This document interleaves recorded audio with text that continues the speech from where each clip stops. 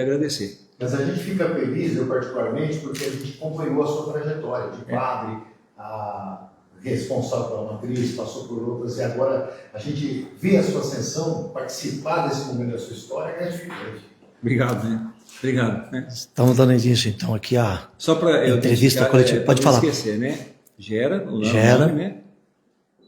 Juliana, Edu, né? O Hernani e Laperuto. Tá. Então, estamos dando início, então, à entrevista coletiva do Monsenhor Celso e o nosso companheiro ali, o Hernani, do Negocião em Dia, vai começar com a entrevista para a gente. Por favor, Hernani. Olá para você que acompanha as notícias e as novidades aqui pelas redes sociais do Em Dia Negocião. Nós estamos aqui numa coletiva que vai ser feita com o Monsenhor Celso Alexandre, que daqui a pouco, dentro de algumas horas, receberá o título de bispo, né? Vai ser empossado como bispo, e nós vamos conversar um pouquinho com ele. Padre, a gente queria saber, primeiramente, do senhor, quais foram as figuras inspiradoras, né, na sua vida de fé. As figuras inspiradoras da minha vida de fé, várias delas, né? Primeiro, eu tenho alguns padres que marcaram minha vida e meu ministério, né? O primeiro é o Padre Urbano, né? Porque eu nasci e vivi toda a minha infância em Chavantes. E foi o Padre Urbano quem eu fiz a minha primeira comunhão com o Padre Urbano. Foi ele praticamente que me encaminhou para o seminário, né? E depois do Padre Urbano, alguns outros padres também que marcaram minha vida, né? Um padre muito querido também, que já até faleceu, o Padre Claudio Borelli, que também foi meu diretor espiritual em todo o meu processo de discernimento vocacional. O Padre Urbano, aquele que me encaminhou para o seminário, depois o Padre Claudio Borelli, né? E depois outros também que vão assim fazendo parte da minha vida no tempo de formação, né? E que vão me inspirando também no meu sacerdócio. Mas de modo assim muito particular esses dois, né? Que foram aqueles que me encaminharam e me acompanharam no processo de discernimento vocacional. Edu. Padre Celso, como é que o senhor recebeu a notícia da nomeação que foi feita pelo Papa Leão, direto da Itália? A notícia, ela chegou para mim assim como uma grande surpresa, né? Porque foi uma surpresa. O núncio apostólico, ele me ligou no dia 11, né, de novembro, me comunicando a decisão do Santo Padre, né?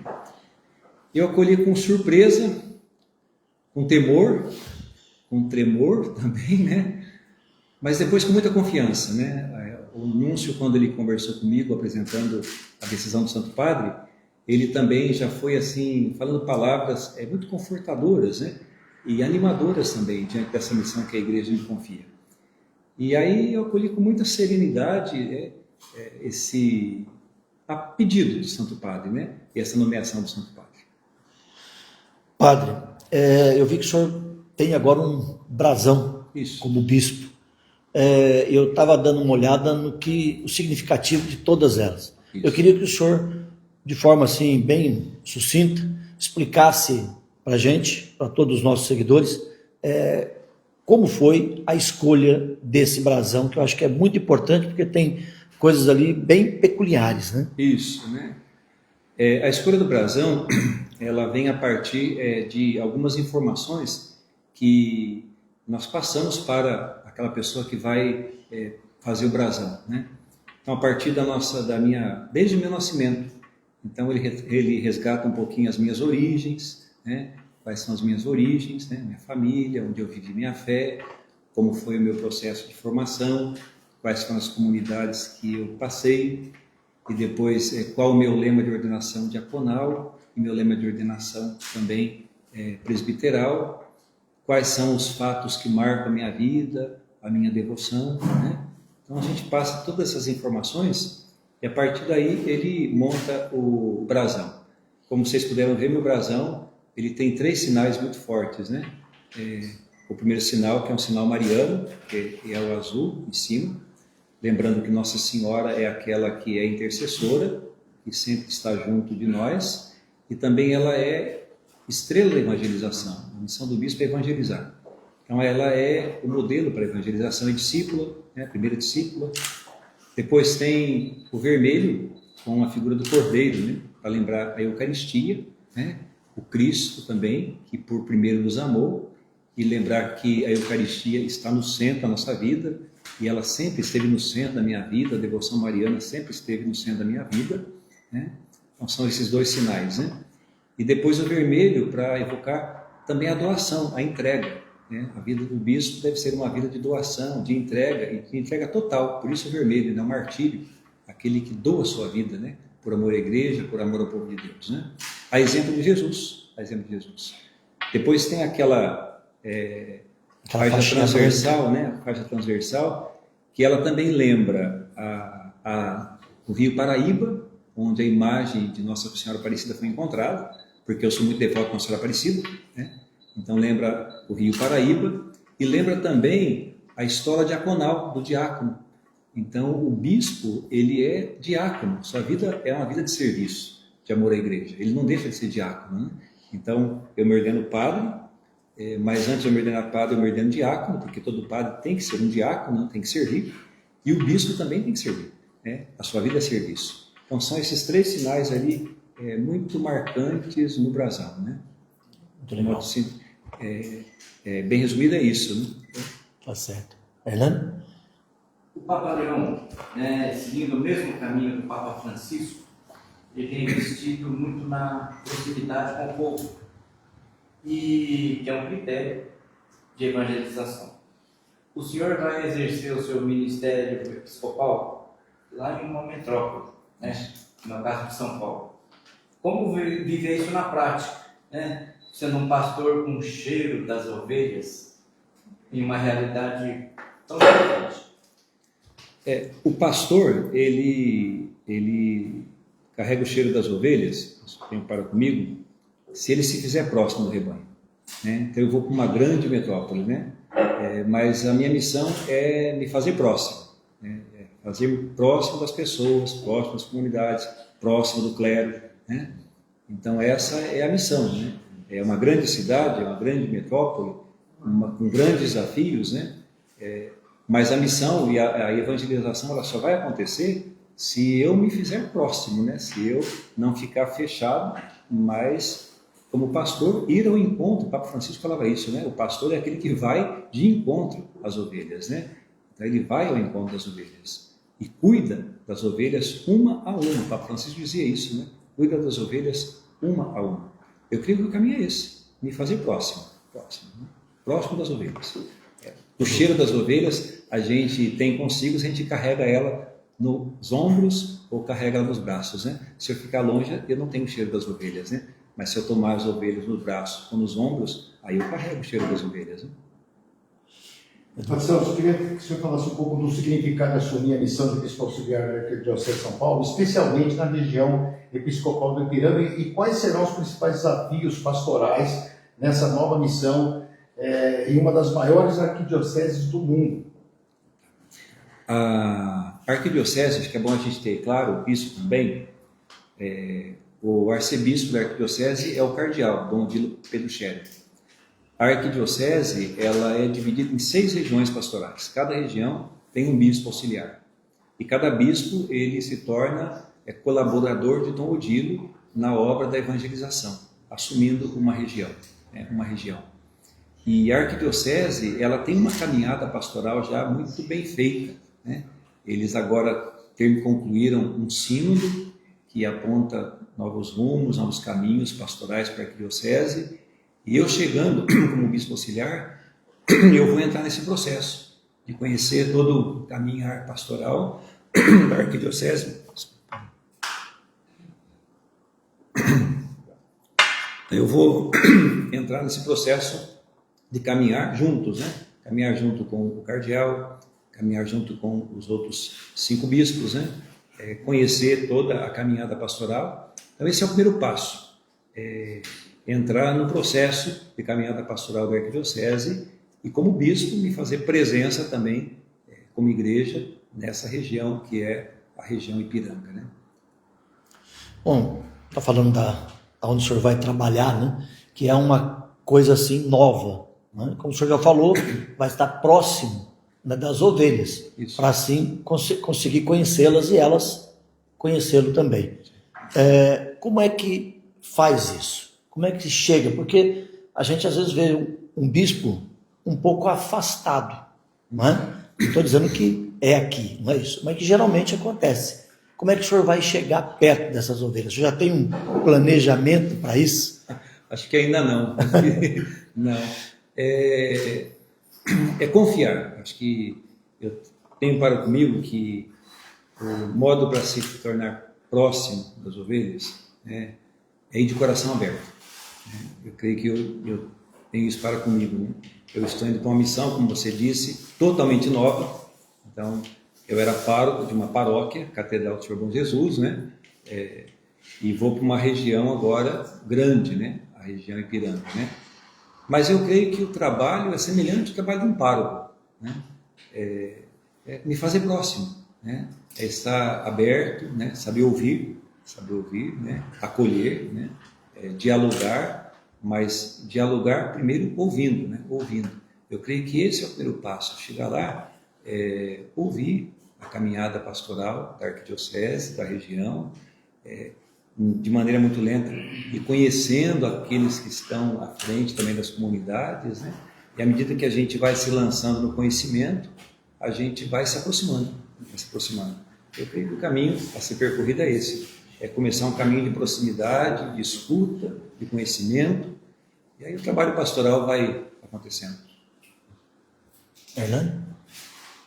Bom, senhor, eu pergunto isso para todos os sacerdotes que eu conheço, né? A gente queria saber como é que foi o seu momento de conversão, aquele momento que você sentiu o chamado de Deus para ser sacerdote e aí entrou no seminário e tudo mais.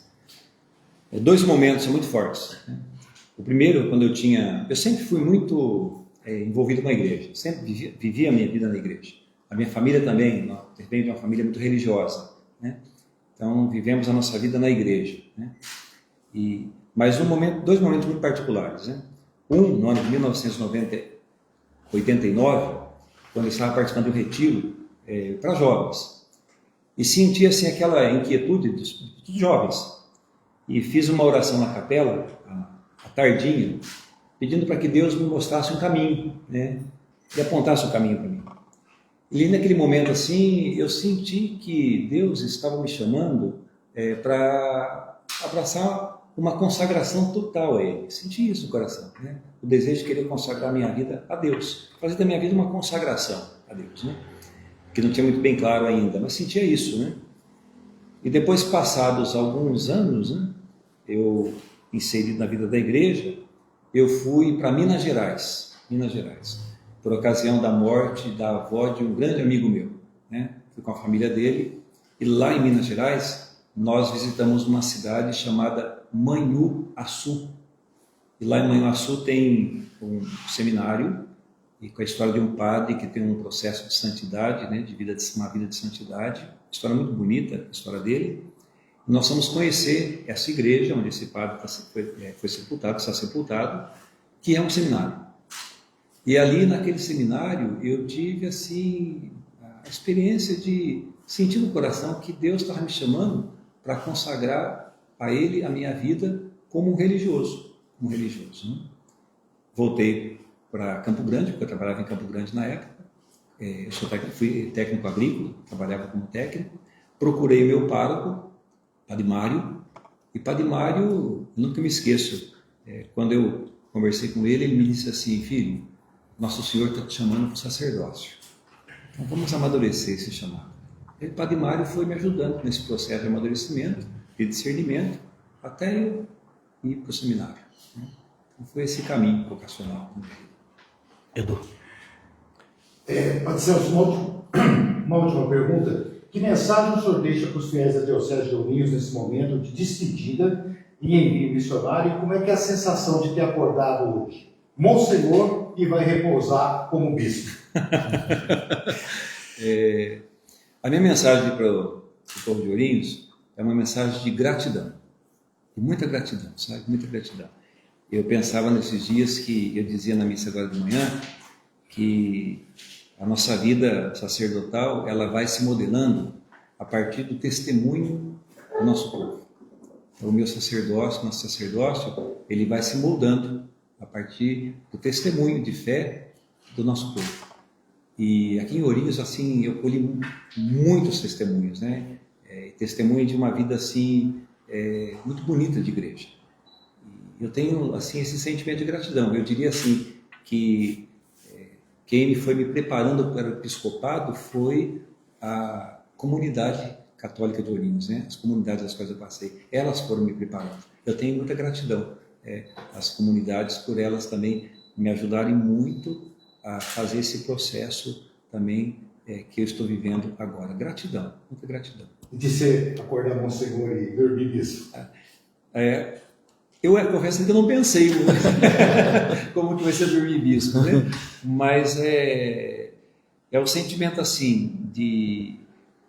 Eu ouvi ontem o Dom José Aparecido, na missa do terceiro dia do Tríduo, nós tivemos um Tríduo, e Dom José Aparecido ele usou uma expressão muito bonita, muito profunda, falando um pouco sobre o bispo. Ele dizia assim que, o Núncio já me disse isso no dia do comunicado. Ele disse, Dom José Aparecido disse ontem assim, a nomeação de um bispo é um sinal daquilo que Jesus prometeu no Evangelho, que ele não deixaria as ovelhas sem rebanho. Então, a nomeação de um bispo é sinal que a igreja continua fazendo o caminho dela na história e o Senhor continua suscitando pastores para conduzir o rebanho, né? Então, eu creio que o sentimento hoje de dormir bispo, né, vai ser o sentimento de entregar a minha vida nas mãos daquele que me chamou, daquele que me sustentou e vai me sustentar. O Núncio falou isso no dia que ele me fez o comunicado. Padre Celso, entrega tua vida, teu ministério nas mãos de Deus. Então é esse sentimento que está no meu coração, sabe? Só mais uma também da minha parte. Queria que o senhor falasse para a gente qual foi o momento assim mais crucial, o senhor estava falando aí, desse começo de ser ou não ser padre, né? Então, qual foi o momento crucial? O senhor chegou ao ponto de falar assim, depois que o padre Mário falou, ó, você vai, esse é um pronúncio, você tem que ser padre. Então, qual chegou esse momento mais crucial, o momento mais firme que o senhor falou, realmente é isso que eu quero? Depois desse tempo, ele demorou ainda, mais uns 2 anos, né? Mais uns 2 anos, né? Que aí eu fui discernindo, né? Mas chegou um determinado momento que você sente assim, olha, eu tenho que dar uma resposta, porque isso aconteceu com os meus 20 anos mais ou menos, né? Quando eu fui para Minas, eu fui para o seminário com 22, então demorou um processo de 2 anos, que eu fui amadurecendo, né?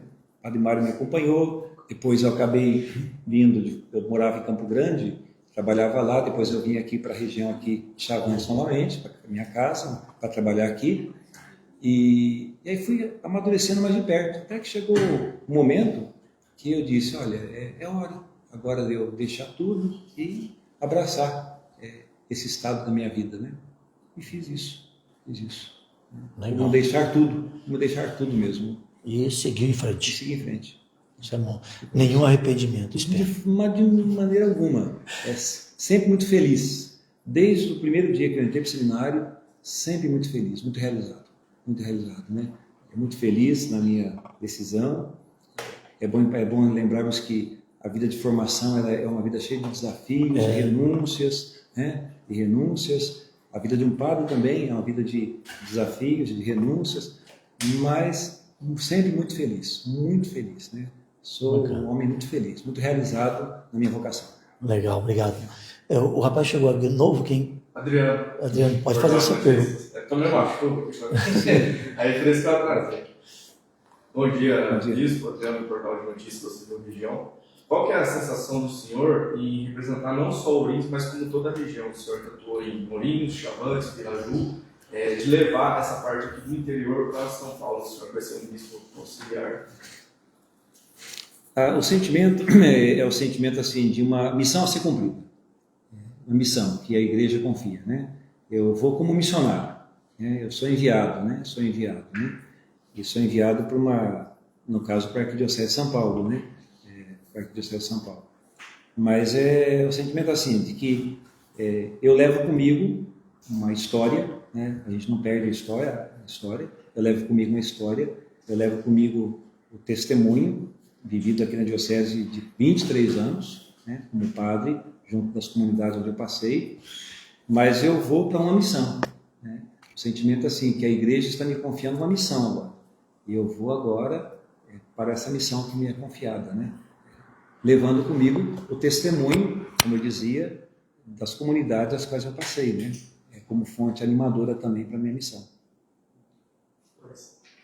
Bom, senhor, vamos tocar um pouquinho num Sim, assunto pessoal, a sua mãe. Sim. Sua mãezinha, né? Que a gente conheceu. Ela, com certeza, está muito orgulhosa. Sim. Mas ela nunca, assim, nesse tempo, mulher é um ser muito, tem um sexto sentido aguçado. Ela nunca imaginou que o senhor poderia chegar a bispo nas suas conversas entre dois ali? Se ela imaginou, comigo ela nunca partilhou. Nunca partilhou, sabe? Nunca partilhou. Então, assim, nas conversas, assim, nunca ela disse, né? Eu tenho a impressão que a minha mãe, na simplicidade dela e na fé dela, ela guardava tudo no coração, né? Ela guardava todas as coisas no coração, né? Mas nenhuma partilha dizendo assim, eu acho que você vai ser bispo, né? Ela sempre muito silenciosa, né? E muito próxima, né? Vocês conheceram, vocês viram o quanto que ela era próxima a mim, né? Sempre muito próxima. Mas se ela percebeu alguma coisa, ela guardou no coração, em oração.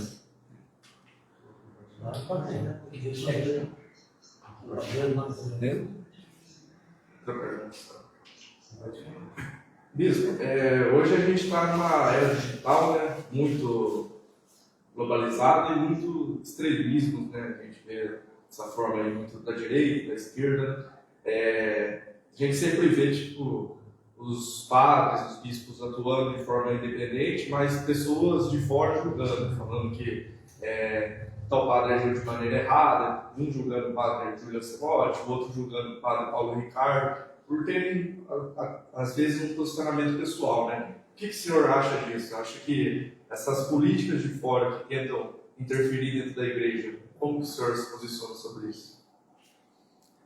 Eu diria assim, acho que a gente tem que estar atento a duas situações, né? Primeiro, a igreja, ela é cheia de dons e carismas, né?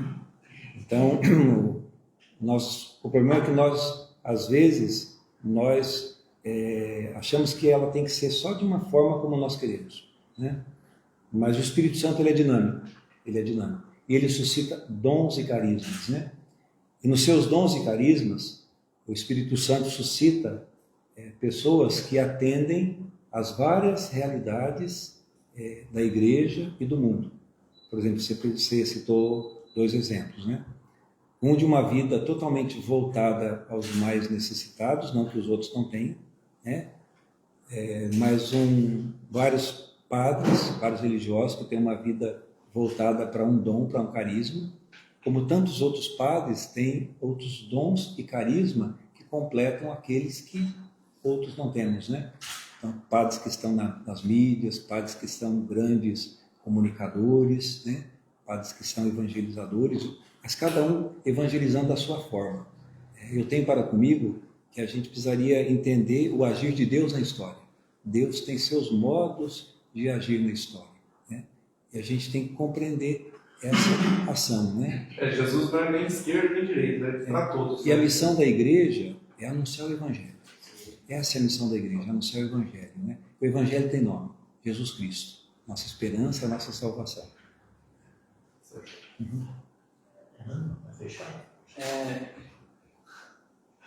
Quais são as suas prioridades, né? Quando o senhor assumir o seu papel lá, né? O que o senhor pretende implementar como prioridade nos seus primeiros meses de governo? O que o senhor vê?